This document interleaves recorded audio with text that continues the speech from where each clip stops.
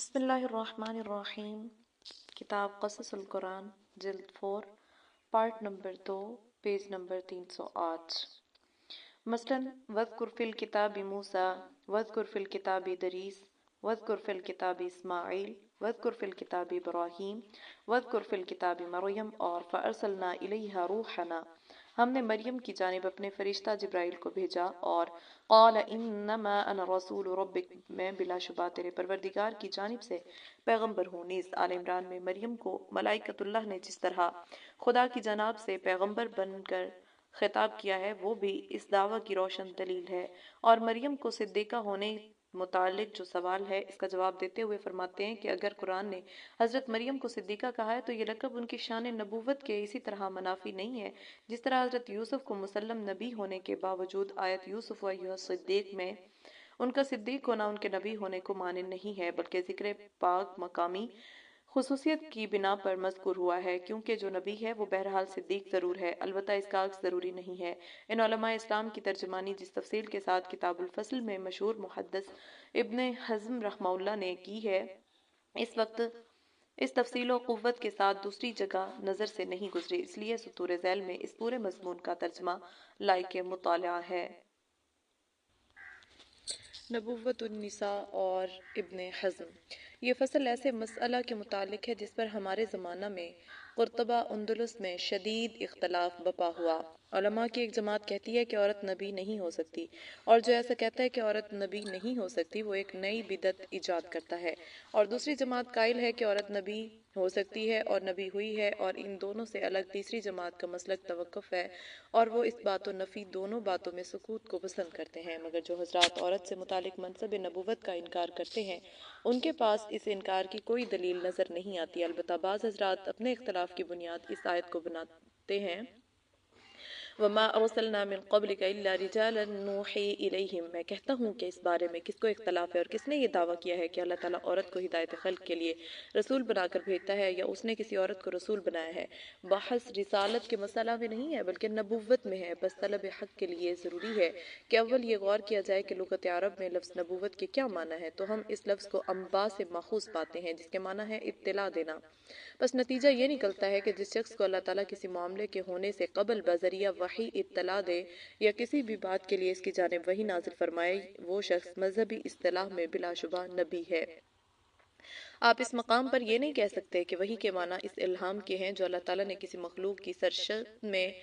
ودیعت کر دیا ہے، جیسا کہ شاہد کی مکھی کے متعلق خدائے برحق کا ارشاد ہے وَأَوْحَى رَبُّكَ إِلَى النَّحْلِ، اور نہ وحی کے معنی ظن اور وہم کے لے سکتے ہیں، اس لیے کہ ان دونوں کو علم یقین سمجھنا جو وحی کا قدرتی نتیجہ ہے، مجنوں کے سوا اور کسی کو کام نہیں، اور نہ یہاں وہ معنی مراد ہو سکتے ہیں جو باب کہانت سے تعلق رکھتے ہیں، یعنی یہ کہ شیاطین آسمانی باتوں کو سننے اور چرانے کی کوشش کرتے ہیں، اور اللہ تعالیٰ کی جانب سے ان پر شہاب ثاقب کے ذریعہ رجم کیا جاتا ہے، اور جس کے متعلق قرآن یہ کہتا ہے شیاطین الانس والجن یوحی بعضهم الی بعض زخرف القول غرورا، انعام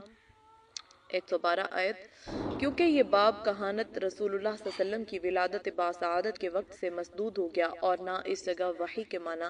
نجوم کے تجربات علمیہ سے تعلق رکھتے ہیں جو خود انسانوں کے باہم سیکھنے اور سکھانے سے حاصل ہو جایا کرتے ہیں، اور نہ اس کے معنی اس کے رؤیا خواب کے ہو سکتے ہیں جس کے سچ یا جھوٹ ہونے کا کوئی علم نہیں ہے،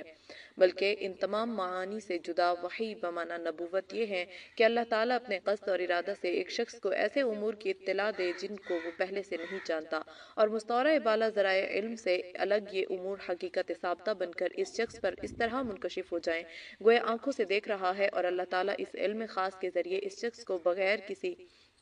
محنت و کسب کے بداہتاً ایسا صحیح یقین عطا کر دے کہ وہ ان امور کو اس طرح معلوم کر لے جس طرح وہ حواس اور بداہت عقل کے ذریعے حاصل کر لیا جاتا ہے، اور اس کو کسی قسم کے شک و شبہ کی گنجائش باقی نہیں رہتی۔ اور خدا کی یہ وحی یا تو اس طرح ہوتی ہے کہ فرشتہ آ کر اس شخص کو خدا کا پیغام سناتا ہے، اور یا اس طرح کہ اللہ تعالیٰ براہ راست اس سے خطاب کرتا ہے۔ بس اگر ان حضرات کے نزدیک جو عورت کے نبی ہونے کا انکار کرتے ہیں نبوت کے معنی یہ نہیں ہے، تو وہ ہم کو سمجھائیں کہ آخر نبوت کے معنی ہیں کیا۔ حقیقت یہ ہے کہ وہ اس کے ماسوا اور کوئی معنی بیان ہی نہیں کر سکتے، اور جبکہ نبوت کے معنی وہی ہیں ہم نے جو بیان کیے ہیں، تو اب قرآن کے ان مقامات کو بغور مطالعہ کیجیے جہاں یہ مذکور ہے کہ اللہ عز و جل نے عورتوں کے پاس فرشتوں کو بھیجا اور فرشتوں نے اللہ کی جانب سے ان عورتوں کو وحی مطلق سے مطلع کیا۔ چنانچہ فرشتوں نے اللہ تعالیٰ کی جانب سے اسحاق سارہ علیہ السلام کو اسحاق کی ولادت کی بشارت سنائی۔ اللہ تعالیٰ ارشاد فرماتا ہے وَامْرَأَتُهُ قَائِمَةٌ فَضَحِكَتْ فَبَشَّرْنَاهَا بِإِسْحَاقَ وَمِنْ وَرَاءِ إِسْحَاقَ يَعْقُوبَ قَالَتْ يَا وَيْلَتَى أَأَلِدُ وَأَنَا عَجُوزٌ وَهَذَا بَعْلِي شَيْخًا إِنَّ هَذَا لَشَيْءٌ عَجِيبٌ قالوا اتعجبین من امر اللہ رحمت اللہ وبرکاتہ علیکم اہل البیت۔ ان آیات میں فرشتوں نے اسحاق کو اللہ تعالیٰ کی جانب سے اسحاق اور ان کے بعد یعقوب کی بشارت سنائی اور سارہ کے تعجب پر یہ کہہ کر دوبارہ خطاب کیا ہے اتعجبین من امر اللہ، تو یہ کیسے ممکن ہے کہ والدہ اسحاق نبی تو نہ ہوں اور اللہ تعالیٰ فرشتوں کے ذریعے اس طرح ان سے خطاب کرے۔ اسی طرح ہم دیکھتے ہیں کہ اللہ تعالیٰ جبرائیل فرشتہ کو مریم عیسیٰ کے پاس بھیجتا ہے اور ان کو مخاطب کر کے یہ کہتا ہے وَقَالَ إِنَّمَا أَنَا رَسُولُ رَبِّكِ لِأَهَبَ لَكِ غُلَامًا زَكِيًّا، تو یہ وحی حقیقی کے ذریعہ نبوت نہیں تو اور کیا ہے، اور کیا اس آیت میں صاف طور پر یہ نہیں کہا گیا ہے مریم علیہ السلام کے پاس جبرائیل اللہ تعالیٰ کی جانب سے پیغمبر بن کر آئے۔ نیز زکریا جب مریم علیہ السلام کے حجرے میں آئے تو ان کے پاس اللہ تعالیٰ کا غیب سے دیا ہوا رزق پاتے تھے، انہوں نے اسی رزق کو دیکھ کر بارگاہ الہی میں صاحب فضیلت لڑکا پیدا ہونے کی دعا کی تھی۔ اس طرح ہم موسیٰ علیہ السلام کی والدہ کے معاملہ میں دیکھتے ہیں کہ اللہ تعالیٰ نے ان پر وحی نازل فرمائی کہ تم اپنے اس بچے کو دریا میں ڈال دو اور ساتھ ہی ان کو اطلاع دو کہ میں اس کو تمہاری جانب واپس کروں گا اور اس کو نبی مرسل بناؤں گا۔ بس کون شک کر سکتا ہے کہ یہ نبوت کا معاملہ نہیں ہے؟ معمولی عقل و شعور رکھنے والا آدمی بھی بآسانی یہ سمجھ سکتا ہے کہ اگر موسیٰ علیہ السلام کی والدہ کا یہ عمل اللہ کے عطا کردہ شرف نبوت سے وابستہ نہ ہوتا اور محض خواب کی بنا یا دل میں پیدا شدہ وسوسہ کی وجہ سے وہ ایسا کرتی، تو ان کا یہ عمل نہایت ہی مجنونانہ اور متہورانہ ہوتا، اور اگر آج ہم میں سے کوئی ایسا کر بیٹھے تو ہمارا یہ عمل گناہ قرار پائے گا اور یا ہم کو مجنون اور پاگل کہا جائے گا اور علاج کے لیے پاگل خانہ بھیج دیا جائے گا۔ یہ ایک ایسی صاف اور واضح بات ہے جس میں شک و شبہ کا سوال ہی پیدا نہیں ہوتا۔ تب یہ کہنا قطعاً درست ہے کہ حضرت موسیٰ کی والدہ کا موسیٰ کو دریا میں ڈال دینا اسی طرح وحی الہی کی بنا پر تھا جس طرح حضرت ابراہیم نے رؤیا یعنی خواب میں اپنے بیٹے اسماعیل کا ذبح کرنا بذریعہ وحی معلوم کر لیا تھا، اس لیے کہ اگر حضرت ابراہیم نبی نہ ہوتے اور ان کے ساتھ وحی الہی کا سلسلہ وابستہ نہ ہوتا اور پھر وہ یہ عمل محض ایک خواب یا نفس میں پیدا شدہ ظن کی وجہ سے کر گزرتے، تو ہر شخص ان کے اس عمل کو پاگناہ سمجھتا یا انتہائی جنون یقین کرتا۔ تو اب بغیر کسی تردد کے یہ کہا جا سکتا ہے کہ موسیٰ نبی تھیں۔ علاوہ ازیں حضرت مریم علیہ السلام کی نبوت پر ایک یہ دلیل بھی پیش کی جا سکتی ہے کہ اللہ تعالیٰ نے سورہ کاف ہایا عین صاد میں ان کا ذکر انبیاء علیہ السلام کے زمرہ میں کیا ہے اور اس کے بعد ارشاد فرمایا ہے اولئک الذین انعم اللہ علیہم من النبیین من ذریۃ آدم وممن حملنا مع نوح، یہی ہے وہ انبیاء آدم کی نسل سے اور ان میں جن کو ہم نے نوح کے ساتھ کشتی میں سوار کیا، جن پر اللہ کا انعام و اکرام ہوا۔ تو آیت کے اس عموم میں مریم علیہ السلام کی تخصیص کر کے ان کو انبیاء کی فہرست میں سے الگ کر لینا کسی طرح سے ہی نہیں ہو سکتا۔ رہی یہ بات کہ قرآن نے حضرت عیسیٰ کا ذکر کرتے ہوئے حضرت مریم کے لیے یہ کہا وَأُمُّهُ صِدِّیقَةٌ، تو یہ لقب ان کی نبوت کے لیے اس طرح مانے نہیں جس طرح حضرت یوسف کے نبی اور رسول ہونے کے لیے یہ آیت مانے نہیں۔ یوسف ایہا الصدیق، اور یہ ایک ناقابل انکار حقیقت ہے۔ وباللہ التوفیق۔ اب حضرت سارہ، حضرت مریم، حضرت موسیٰ کے مسئلہ نبوت کے ساتھ فرعون کی بیوی آسیہ کو بھی شامل کر لیجئے، اس لیے کہ نبی صلی اللہ علیہ وسلم نے فرمایا کمل من الرجال کثیر ولم یکمل من النساء الا مریم بنت عمران وآسیہ بنت مزاحم امرأة فرعون او کما قال صلی اللہ علیہ وسلم۔ بخاری میں الفاظ حدیث یہ ہیں قال رسول اللہ صلی اللہ علیہ وسلم کمل من الرجال کثیر ولم یکمل من النساء الا آسیہ امرأة فرعون ومریم بنت عمران وان فضل عائشہ علی النساء کفضل الثرید علی سائر الطعام، کفضل الثرید علی سائر الطعام، یعنی مردوں میں سے تو بہت آدمی کامل ہیں مگر عورتوں میں سے صرف دو ہی کامل ہوئیں، مریم بنت عمران اور آسیہ بنت مزاحم زوجہ فرعون۔ اور واضح رہے کہ مردوں میں یہ درجہ کمال بعض رسولوں ہی کو حاصل ہوا ہے اور اگرچہ ان کے علاوہ انبیاء اور رسل بھی درجہ نبوت اور رسالت پر معمور ہیں، لیکن ان مرسلین کاملین کے درجہ سے نازل ہیں۔ اس لیے حدیث کا مطلب یہ ہے کہ اللہ تعالیٰ نے جن عورتوں کو منصب نبوت سے سرفراز فرمایا ہے، ان میں صرف 2 عورتوں کو ہی درجہ کمال تک پہنچنے کی فضیلت حاصل ہے، کیونکہ حدیث میں جس درجہ کمال کا ذکر ہو رہا ہے، جو ہستی بھی اس درج سے نازل ہے، وہ کامل نہیں ہے۔ بہرحال اس حدیث سے یہ ثابت ہوا کہ اگرچہ بعض عورتیں بنص قرآن نبی ہیں، لیکن ان میں سے ان 2 عورتوں کو بھی درجہ کمال حاصل ہوا ہے۔ درجات کے اس فرق کو خود قرآن نے اس طرح بیان کیا ہے، تِلْكَ الرُّسُلُ فَضَّلْنَا بَعْضَهُمْ عَلَى بَعْضٍ۔ حقیقت یہ ہے کہ کامل اس کو کہا جاتا ہے جس کے 9 میں سے کوئی دوسرا اس کا ہمسر نہ ہو۔ بس مردوں میں سے ایسے کامل خدا کے چند ہی رسول ہوئے ہیں جن کی ہمسری دوسرے انبیاء اور رسل کو عطا نہیں ہوئی، اور بلا شبہ انہی کاملین میں سے ہمارے پیغمبر محمد صلی اللہ علیہ وسلم اور ابراہیم علیہ السلام ہیں، جن کے متعلق نصوص قرآن و حدیث نے ان فضائل کمال کا اظہار کیا ہے جو دوسرے انبیاء اور رسل کو حاصل نہیں ہے۔ البتہ اسی طرح عورتوں میں ہی وہی درجہ کمال کو پہنچی ہیں جن کا ذکر نبی صلی اللہ علیہ وسلم نے اس حدیث میں کیا ہے۔ ابن حزم رحمہ اللہ کے اس طویل مضمون کا خلاصہ یہ ہے کہ اگر وحی کے ان معانی کو نظر انداز کر کے جن کا اطلاق بلحاظ عموم لغت، جبلت یا نفس میں ظن و وہم کے درجہ کا اتقاء و الہام پر ہوتا ہے، وہ اصطلاحی معنی لیے ہوئے ہیں جن کا قرآن نے انبیاء اور رسل کے لیے مخصوص کیا ہے، تو اس کی 2 صورتیں ہیں۔ ایک وہ وحی جس کا منشا مخلوق خدا کی رشد و ہدایت اور تعلیم اوامر و نواہی سے ہو، اور دوسری یہ کہ خدا تعالیٰ کسی شخص سے براہ راست یا فرشتہ کے واسطہ سے اس قسم کا خطاب کرے کہ جس سے بشارات دینا، کسی ہونے والے واقعہ کی ہونے سے قبل اطلاع دینا، یا واسطہ سے اس قسم کا خطاب کرے کہ جس سے بشارات دینا، کسی ہونے والے واقعہ کی ہونے سے قبل اطلاع دینا، یا خاص اس کی ذات کے لیے کوئی امر و نہی فرمانا مقصود ہو۔ اب اگر پہلی صورت ہے تو یہ نبوت مع رسالت ہے، اور بے اتفاق سب کے نزدیک یہ درجہ صرف مردوں کے ساتھ ہی مخصوص ہے، جیسا کہ سورہ نحل کی آیت سے واضح ہے، اور اس مسئلہ میں قطعاً 2 رائے نہیں ہے۔ اور اگر وحی الہی کی دوسری شکل ہے تو ابن حزم اور ان کے مؤیدین علماء کی رائے یہ بھی نبوت ہی کی ایک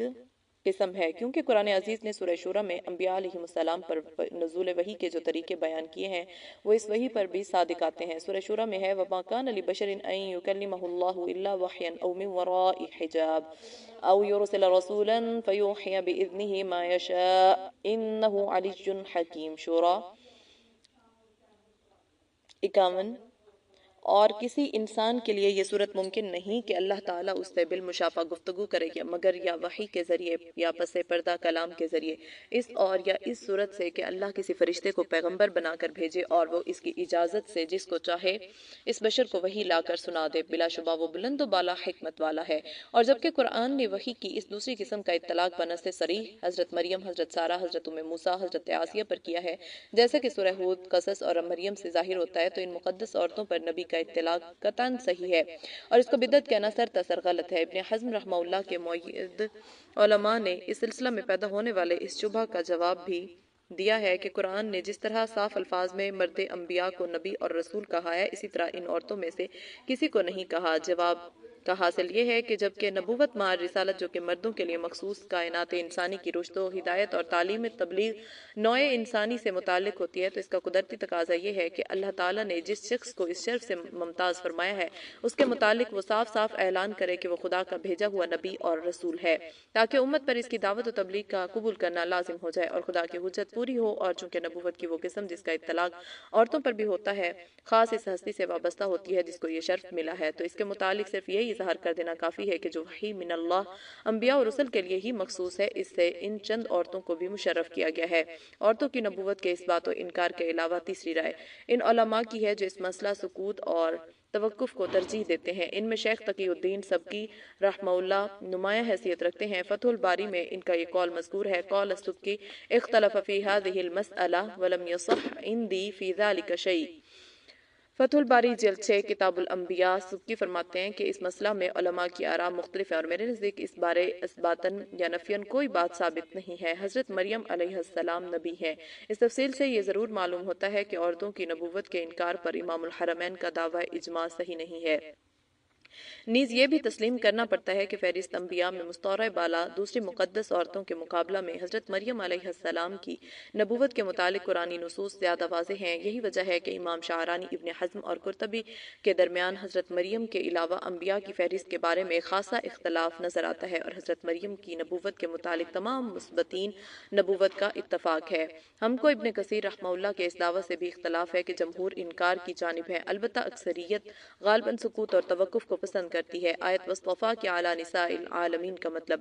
جو علماء عورتوں میں نبوت کے قائل ہیں اور حضرت مریم کو نبی تسلیم کرتے ہیں، ان کے مسلک کے مطابق تو آیت وصطفیٰ کی اعلیٰ نساء العالمین کا مطلب صاف اور واضح ہے، وہ یہ کہ حضرت مریم کو کائنات کی تمام عورتوں پر فضیلت حاصل ہے۔ جو عورتیں نبی نہیں ہیں ان پر اس لیے کہ مریم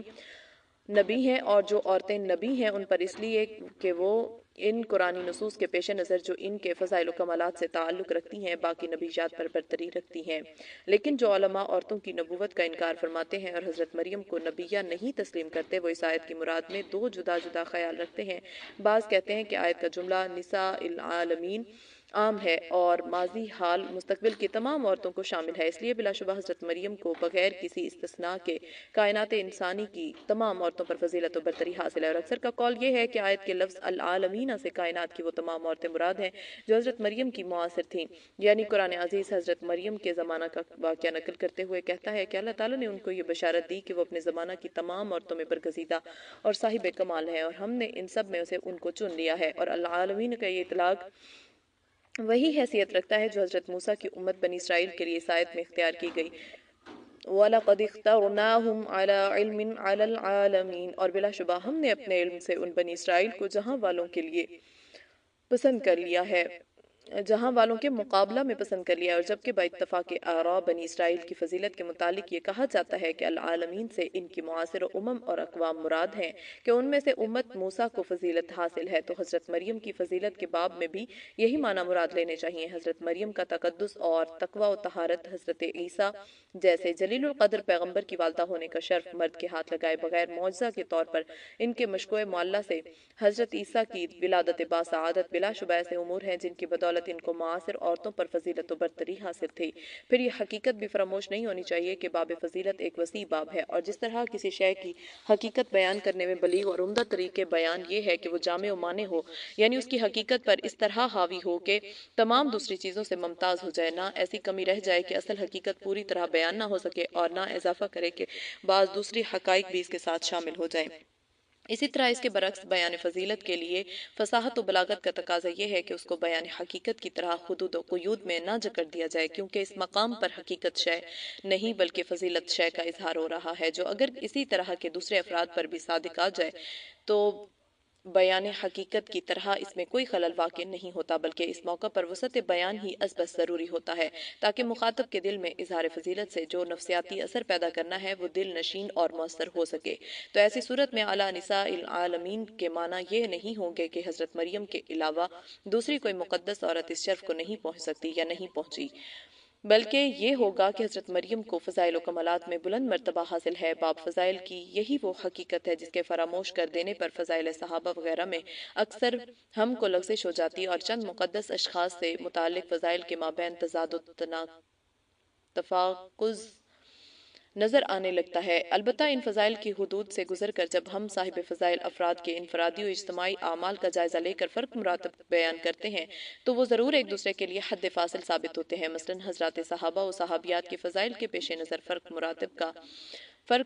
کا صحیح فیصلہ جب ہی ممکن ہو سکتا ہے کہ ان کے اور ان کے فضائل کے ساتھ جو زبان وحی ترجمان سے نکلے ہیں ان سے متعلق خصوصی ارشادات قرآنی و حدیثی، ان کی اسلامی خدمات، اسلام سے متعلق ان کی سرفروشیاں و جاں سپاریاں، نصرت حق میں مالی فداکاریاں، اسلام کے نازک ترین لمحات میں ان کے علم و تدبر کے عقدہ کشائیاں اور ان کے عملی جد و جہد کی رفیع سرگرمیاں، ان سب کو سامنے رکھ کر فیصلہ کیا جائے۔ حضرت عیسیٰ علیہ السلام اور بشارات کتب سابقہ، ادیان و ملل کی تاریخ کا مطالعہ کرنے سے یہ معلوم ہوتا ہے کہ دین حق اور ملت بیضا کی تبلیغ و دعوت کا سلسلہ اگرچہ آدم علیہ السلام سے شروع ہو کر خاتم الانبیاء محمد صلی اللہ علیہ وسلم تک جاری برابر رہا ہے، لیکن اس سلسلہ کو مزید قوت اور جلیل القدر پیغمبر کو بھیجے جو امتداد زمانہ کی وجہ سے پیدا شدہ عام روحانی اضمحلال کو دور کر کے قبول حق کے افسردہ رجحانات میں تازگی بخشے اور ضعیف روحانی عواطف کو قوی سے قوی تر بنا دے۔ گویا مذہب کی خوابیدہ دنیا میں حق کو صداقت کا سور پھونک کر ایک انقلاب عظیم برپا کر دے اور مردہ دلوں میں نئی روح ڈال دے۔ اور اکثر ایسا ہوتا رہا ہے کہ جن اقوام و امم میں اس عظیم المرتبہ پیغمبر کی بعثت ہونے والی ہوتی ہے، صدیوں پہلے ان کے بادیان ملت اور داعیان حق انبیاء علیہم السلام اس مقدس رسول کی آمد کی بشارات وحی الہی کے ذریعہ سناتے رہتے ہیں تاکہ اس کی دعوت حق کے لیے زمین ہموار رہے، اور جب اس نور حق کے لیے روشن ہونے کا وقت آ جائے تو ان اقوام و امم کے لیے اس کی آمد غیر متوقع حادثہ نہ بن جائے۔ حضرت عیسیٰ بھی ان چند اولو العزم جلیل القدر اور مقدس رسولوں میں سے ایک ہیں، اور اسی بنا پر انبیاء بنی اسرائیل میں سے متعدد انبیاء ان کی آمد سے قبل ان کے حق میں منادی کرتے اور ان کی آمد کی بشارت سناتے نظر آتے ہیں، اور انہی بشارات کی وجہ سے بنی اسرائیل مدت مدید سے منتظر تھے کہ مسیح موعود کا ظہور ہو تو ایک مرتبہ وہ پھر ہدایت کی خشک کھیتی میں روح تازہ پیدا ہوگی اور خدا کے جاہ و جلال سے ان کے قلوب ایک مرتبہ پھر چمک اٹھیں گے۔ بائبل، تورات و انجیل اپنی لفظی و معنوی تحریفات کے باوجود بھی ان چند بشارات کو اپنے سینہ میں محفوظ رکھتی ہے جو حضرت مسیح کی آمد سے تعلق رکھتی ہیں۔ تورات استثناء میں ہے، اور اس موسیٰ نے کہا کہ خداوند سینا سے آیا اور سعیر اسے ان پر طلوع ہوا اور فاران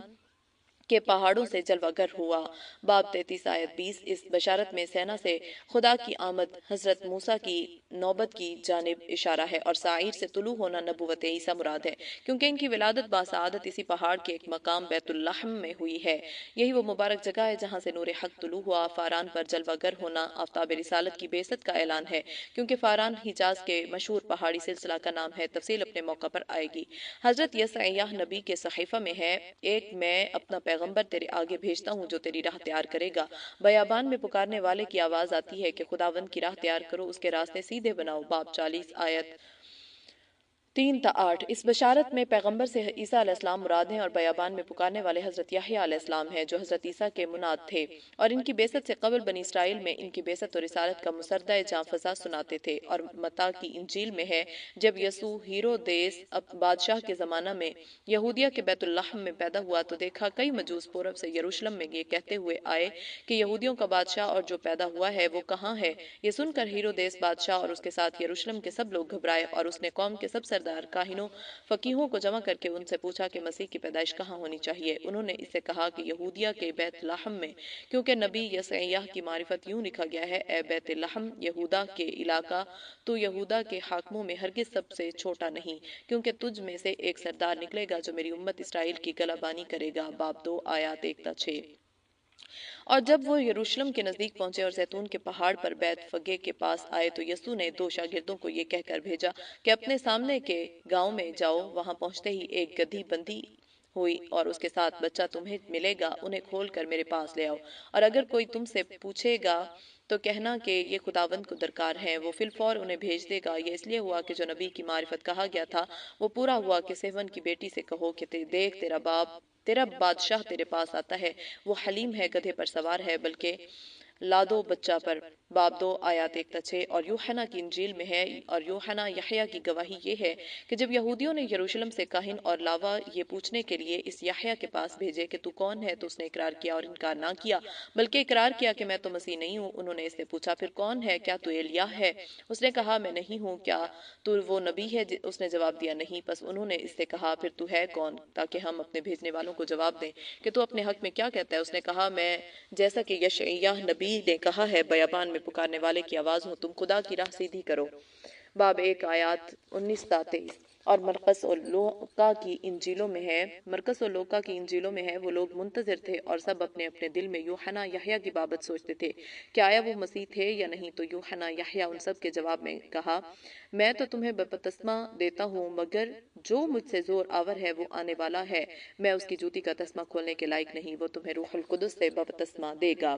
لوقا باب 2 آیات 15-16۔ ان ہر 2 بشارات سے بھی یہ معلوم ہوتا ہے کہ یہود اپنی مذہبی روایات کی بنا پر جن اولو العزم پیغمبروں کی بعثت کے منتظر تھے ان میں مسیح بھی تھے، اور حضرت یحییٰ نے ان کو بتایا کہ وہ نہ ایلیاہ ہیں، نہ وہ نبی اور نہ وہ مسیح، بلکہ مسیح کی بعثت کے مناد اور مبشر ہیں۔ قرآن عزیز نے بھی حضرت زکریا اور حضرت یحییٰ کے واقعہ کو حضرت عیسیٰ کی بعثت کی تمہید قرار دیا ہے اور یحییٰ کو حضرت عیسیٰ کا مبشر اور مناد بتایا ہے۔ آل عمران میں ہے فَنَادَتْهُ الْمَلَائِكَةُ وَهُوَ قَائِمٌ يُصَلِّي فِي الْمِحْرَابِ أَنَّ اللَّهَ يُبَشِّرُكَ بِيَحْيَىٰ مُصَدِّقًا بِكَلِمَةٍ مِّنَ اللَّهِ۔ تو جب فرشتوں نے زکریا کو اس وقت پکارا جبکہ وہ حجرہ میں کھڑا ہوا نماز پڑھ رہا تھا، بے شک اللہ تعالیٰ تجھ کو یحییٰ فرزند کی بشارت دیتا ہے جو اللہ کے کلمہ عیسیٰ کی تصدیق کرے گا۔ ولادت مبارک۔ عابد و زاہد اور عفت مآب مریم علیہ السلام اپنے خلوت قدہ میں مشغول عبادت رہتی اور ضروری حاجات کے علاوہ کبھی اس سے باہر نہیں نکلتی تھیں۔ ایک مرتبہ مسجد اقصیٰ ہیکل کے مشرقی جانب لوگوں کی نگاہوں سے اور کسی ضرورت سے ایک گوشہ میں تنہا بیٹھی تھیں کہ اچانک خدا کا فرشتہ جبرائیل انسانی شکل میں ظاہر ہوا۔ حضرت مریم نے ایک اجنبی شخص کو اس طرح بے حجاب سامنے دیکھا تو گھبرا گئی اور فرمانے لگیں اگر تجھ کو کچھ بھی خدا کا خوف ہے تو میں خدا رحمان کا واسطہ دے کر تجھ سے پناہ چاہتی ہوں۔ فرشتے نے کہا مریم خوف نہ کھا، میں انسان نہیں بلکہ خدا کا فرشتہ ہوں اور تجھ کو بیٹے کی بشارت دینے آیا ہوں۔ حضرت مریم نے یہ سنا تو ازراہ تعجب فرمانے لگی میرے لڑکا کیسا ہو سکتا ہے جبکہ مجھ کو آج تک کسی بھی شخص نے ہاتھ نہیں لگایا، اس لیے کہ نہ تو میں نے نکاح کیا اور نہ میں زانیہ ہوں۔ فرشتہ نے جواب دیا میں تو تیرے پروردگار کا قاصد ہوں، اس نے مجھ سے اسی طرح کہا اور یہ بھی فرمایا کہ یہ میں اس لیے کروں گا کہ تجھ کو اور تیرے لڑکے کائنات کے لیے اپنی قدرت کاملہ کی اعجاز کا نشان بنا دوں اور لڑکا میری جانب سے رحمت ثابت ہوگا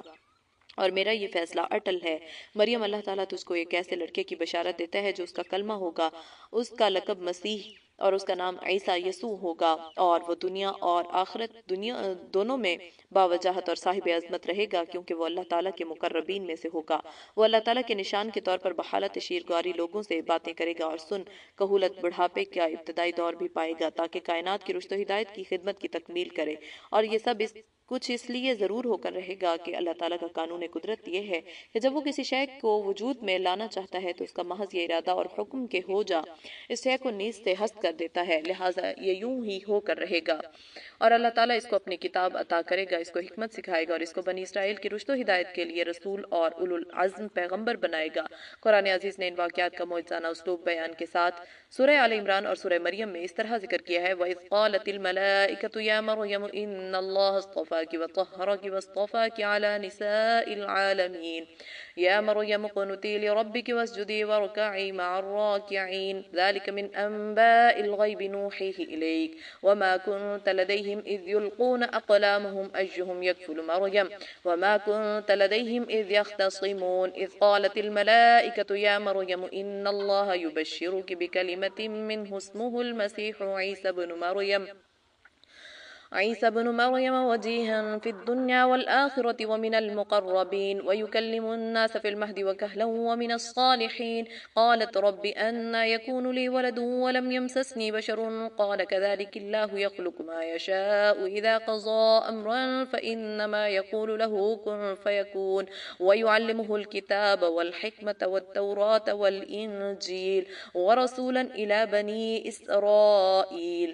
وہ وقت قابل ذکر ہے جب فرشتوں نے مریم سے کہا اے مریم اللہ تعالیٰ تجھ کو اپنے کلمہ کی بشارت دیتا ہے، اس کا نام مسیح عیسیٰ ابن مریم ہوگا، وہ دنیا و آخرت میں صاحب وجاہت اور ہمارے مقربین میں سے ہوگا اور وہ ماں کی گود میں اور کہولت کے زمانہ میں لوگوں سے کلام کرے گا اور وہ نیکوکاروں میں سے ہوگا۔ مریم نے کہا میرا لڑکا کیسے ہو سکتا ہے جبکہ مجھ کو کسی مرد نے ہاتھ تک نہیں لگایا؟ فرشتے نے کہا اللہ تعالیٰ جو چاہتا ہے اسی طرح پیدا کرتا ہے، وہ جب کسی شے کے لیے حکم کرتا ہے تو کہہ دیتا ہے ہو جا اور وہ ہو جاتی ہے، اور اللہ اس کو کتاب و حکمت اور تورات و انجیل کا علم عطا کرے گا اور وہ بنی اسرائیل کی جانب اللہ کا رسول ہوگا۔ وَاذْكُرْ فِي الْكِتَابِ مَرْيَمَ إِذِ انتَبَذَتْ مِنْ أَهْلِهَا مَكَانًا شَرْقِيًّا فاتخذت من دونهم حجابا فأرسلنا إليها روحنا فتمثل لها بشرا سويا قالت إني أعوذ بالرحمن منك إن كنت تقيا قال إنما أنا رسول ربك ليهب لك غلاما زكيا قالت أنى يكون لي غلام ولم يمسسني بشر ولم أك بغيا قال كذلك قال ربك هو علي هين ولنجعله آية للناس ورحمة منا وكان أمرا مقضيا۔ سورہ مریم آیت 61۔ اور اے پیغمبر کتاب میں مریم علیہ السلام کا واقعہ ذکر کرو، اس وقت کا ذکر جب وہ ایک جگہ پورب کی طرف تھی، اپنے گھر کے آدمیوں سے الگ ہوئی، پھر اس نے ان لوگوں کی طرف سے پردہ کر لیا، بس ہم نے اس کی طرف اپنا فرشتہ بھیجا، وہ ایک بھلے چنگے آدمی کے روپ میں نمایاں ہو گیا۔ مریم اسے دیکھ کر گھبرا گئی۔ وہ بولی اگر تو نیک آدمی ہے تو میں خدائے رحمان کے نام پر تجھ سے پناہ مانگتی ہوں۔ فرشتہ نے کہا